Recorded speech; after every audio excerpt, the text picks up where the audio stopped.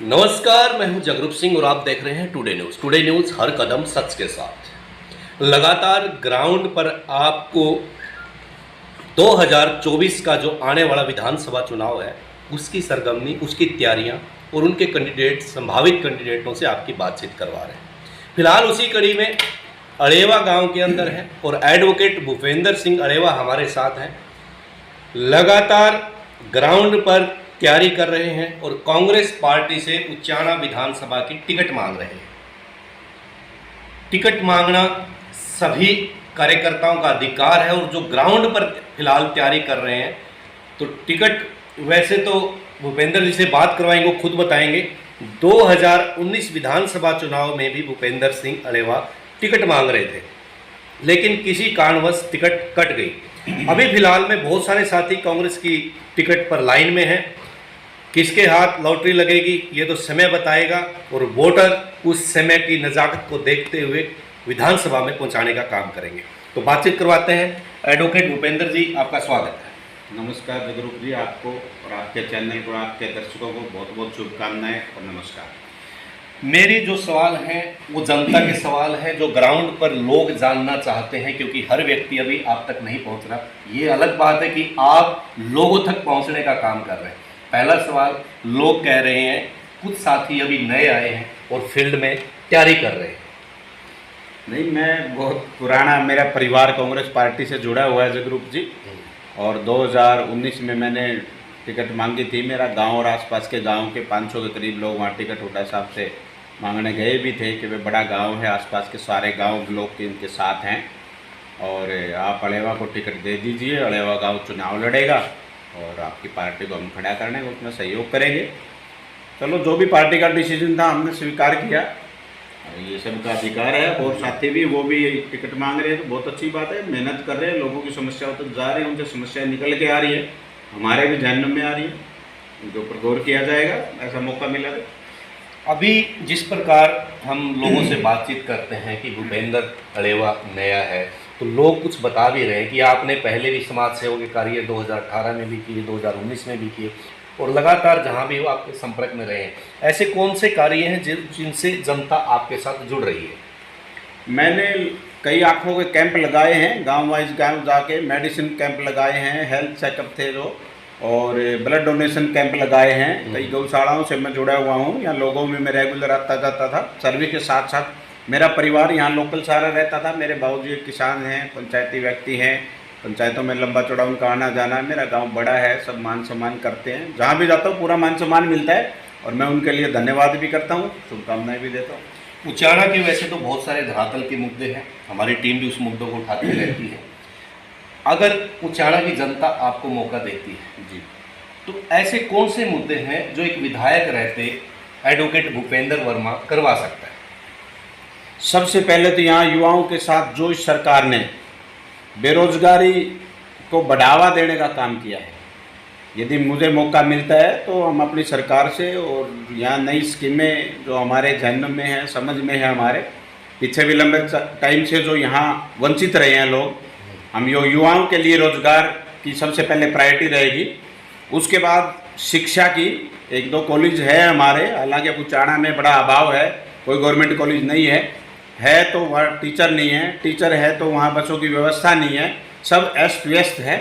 सबसे पहले हम यहाँ लड़कियों के लिए, जो महिलाएं हैं उनके लिए ऐसी स्कीम लेके आएंगे कि उनको भी रोजगार मिले, बच्चे हमारे पढ़े, लड़कियाँ पढ़े, अव्यवस्था ना रहे उनके लिए।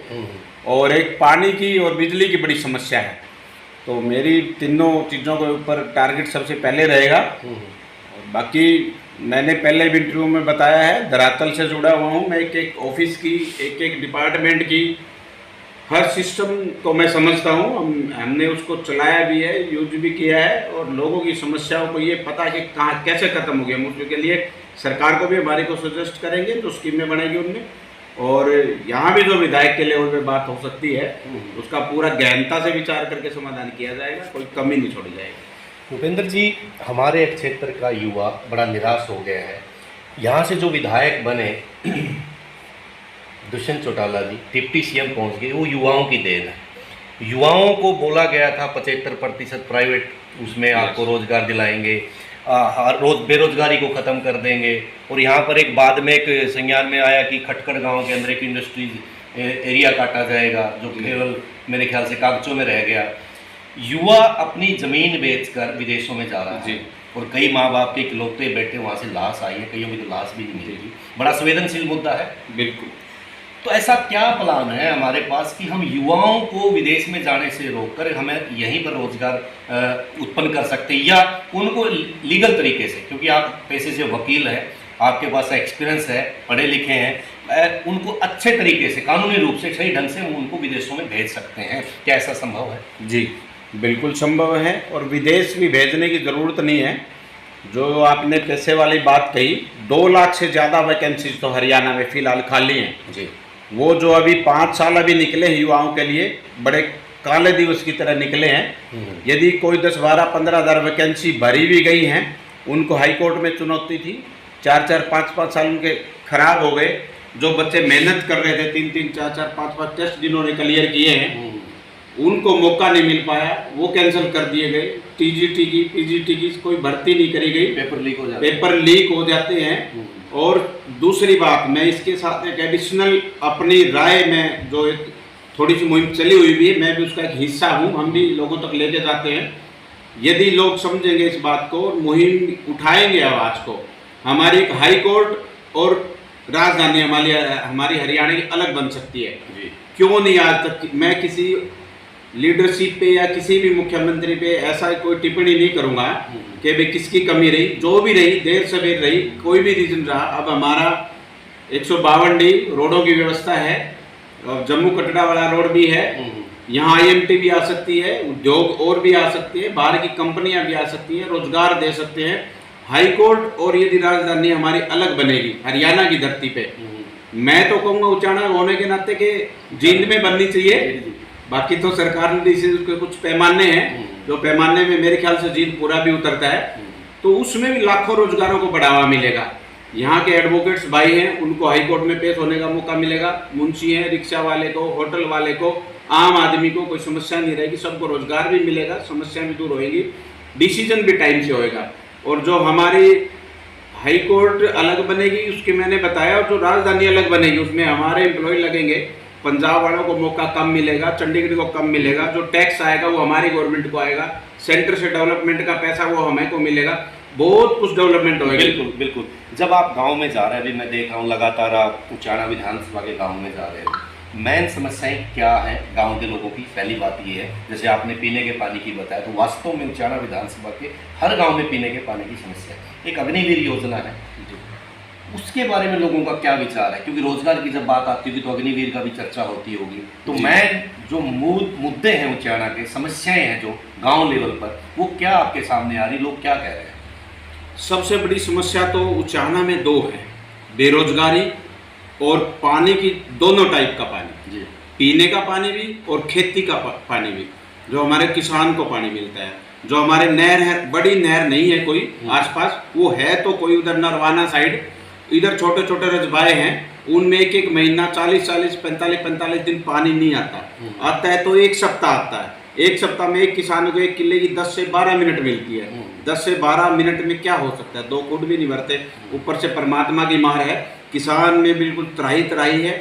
और पानी, अभी मैं कल परसों भी गया था, उधर बड़ौदा में भी था, इधर रोजखेड़ा में भी था, नगूरा में, कई गांव तो ऐसे हैं जहां अब भी सिल्वर की और पीतल की अपनी टोकरियां लेके रोड को क्रॉस करके अपनी जान जोखिम में डाल के कोई नलके से, कोई कुएं से पानी लेके आने लग रहे हैं। तो ये बड़ी समस्या है, रोजगार की भी है, पानी की भी है। और बिजली का ये है कि 8 घंटे किसान को बिजली मिलती है। 8 घंटे में 2 किले नहीं भरते। जो जमींदार 20-20, 30-30 किलो की खेती कर रहा है, 10 किलो खेती कर रहा है, या जिसके पास 5 किले ही हैं, उसका भी अभी तक पूरा नहीं पट रहा। क्या बात कर रहे हैं, मनोहर लाल जी ने तो कल एक पुस्तक का विमोचन कर दिया, 5300 कुछ गाँव में 24 घंटे बिजली मिलती है। ये सब दिखावा है। उन्होंने तो कहा है कि शिक्षा को भी बढ़ावा दिया है, 5000 स्कूलों को मर्ज कर दिया, 5000 स्कूलों को मर्ज कर दिया, और टीचरों की वैकेंसीज वहाँ से कम कर दी। बड़ा शिक्षा के ऊपर भी, और बस बीजेपी एक दिखावे की बात कर रही है, लोगों को बहकाने की बात है। अब बहकावे में आने वाला नहीं है, समझ चुके हैं, ऐसा कुछ होने वाला नहीं है। अच्छा, एक बात था, उचाना बड़ा सीधा सा इलाका, अपना बांगर की धरती बोली जाती है, बड़े भोले लोग हैं, किसी पे भी विश्वास कर लेते हैं।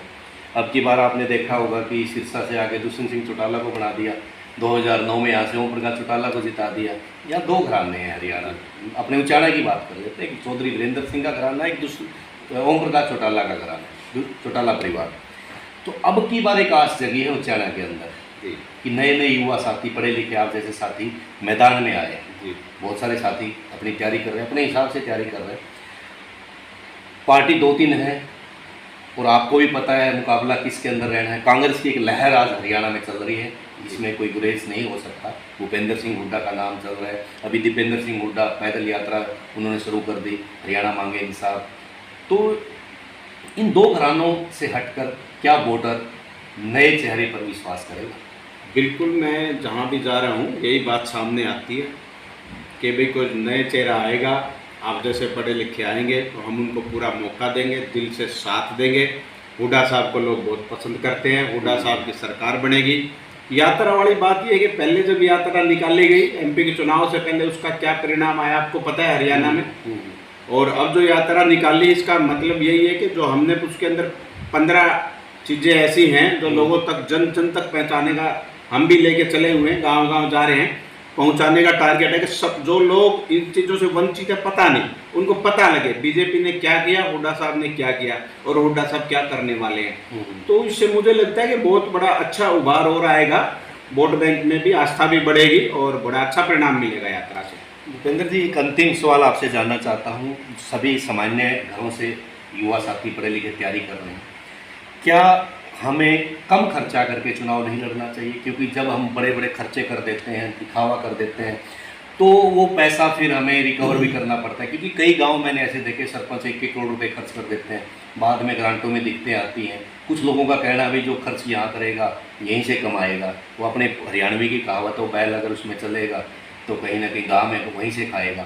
तो हमें खर्चों में कटौती करके आम जन तक डायरेक्ट पहुंचना चाहिए, इसमें आपकी कितनी सहमति? बिल्कुल, मेरी इसमें 100% सहमति है। कम खर्चे के साथ चुनाव होना चाहिए। और मैं तो अपनी बता सकता हूँ जगरूप से, मैं कोई मेरे पास खर्चने के लिए ज़्यादा कुछ नहीं, मैं एक मीडियम से परिवार का व्यक्ति हूँ। 5-7 किलो की खेती है, मेरी पेंशन आती है, लोगों की समस्याएं देख के मैं यहाँ आया हूँ।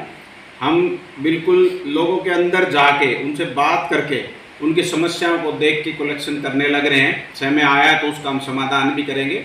मैं आपके आगे ये तो नहीं कहूँगा 100% हो जाएगा, पर बहुत बड़ा योगदान रहेगा।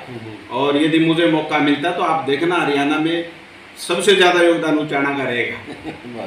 बिल्कुल जी, तो ये अच्छी बात है कि ताकि आम गरीब घर का पढ़ा लिखा युवा साथी भी राजनीति में आए। राजनीति बुरी चीज़ नहीं है, राजनीति में आकर लोगों के काम करना, समाज के काम आना, राष्ट्र निर्माण में सहयोग करना और अपने विधानसभा का काम करवाना। क्योंकि युवाओं के लिए, महिलाओं के लिए, बेरोजगारों के लिए, किसानों के लिए काम करना बहुत ज़रूरी है। क्योंकि आज तक उचाणा का जब तक निर्माण हुआ है, उचाणा में बहुत सारी चीज़ें हैं, जैसे भूपेंद्र जी ने बताया, ना कोई अस्पताल में डॉक्टर हैं, ना सरकारी कॉलेज है, ना बसों की व्यवस्था है, और तो उचाणा में आज तक कोई भी कॉलोनी पक्की नहीं है, नियमित नहीं है। तो इसलिए मुद्दे उचाणा के हैं और उचाणा की जनता के सवाल हैं। सभी कैंडिडेटों से ऐसे ही बातचीत करवाएंगे। बने रहे हमारे साथ और देखते रहें टुडे न्यूज़। धन्यवाद।